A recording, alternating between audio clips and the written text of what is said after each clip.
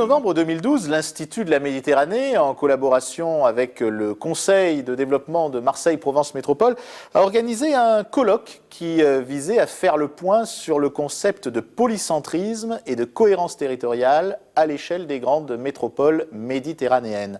Financé par l'Union européenne, dans le cadre du projet européen Influence, cette conférence a réuni une centaine de décideurs locaux et de représentants de la société civile.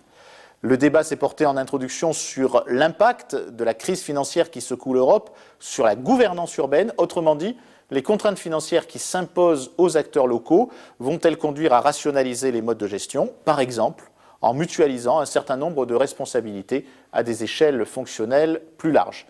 Le cas de Marseille est emblématique de la situation dans laquelle nous nous trouvons actuellement. Et ce qu'il faut, c'est être plus fort pour exiger de l'État, qui a de grandes responsabilités et qui ne les assume pas toutes, qui a de grandes responsabilités, de faire en sorte que cette ville, qui est plus en difficulté que beaucoup d'autres, mérite qu'on s'en occupe particulièrement parce qu'elle a une population pauvre, parce qu'elle a des difficultés particulières. En tout cas, on fait tout ce qu'il faut, aide-toi et le ciel t'aidera. En tout cas, c'est ma devise. Dans le cas de la Grèce, les efforts demandés aux collectivités sont particulièrement contraignants, efforts qu'elles sont prêtes ou astreintes à faire avec l'appui de l'Europe. Yesterday, Greece Parliament voted for the budget of 2013.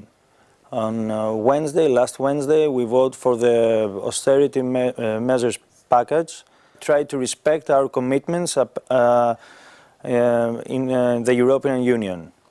From now on, everybody should realize that Greece is changing, and Greece has changed, and now we need the support to make it. Pour répondre aux défis posés par la crise, le système d'administration publique doit innover afin de devenir plus simple, plus efficace et moins coûteux. Il faut trouver des tailles efficientes en fonction d'une densité, d'un mode de gouvernance, d'une richesse économique territoriale, etc.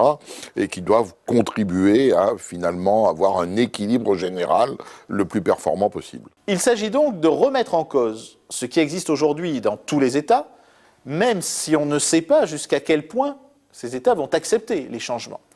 Cependant, c'est toujours en période de crise que l'imagination prend le pouvoir et qu'on est capable de trouver des solutions que vraisemblablement on n'accepterait pas en période d'expansion. C'est la crise qui les fait accepter.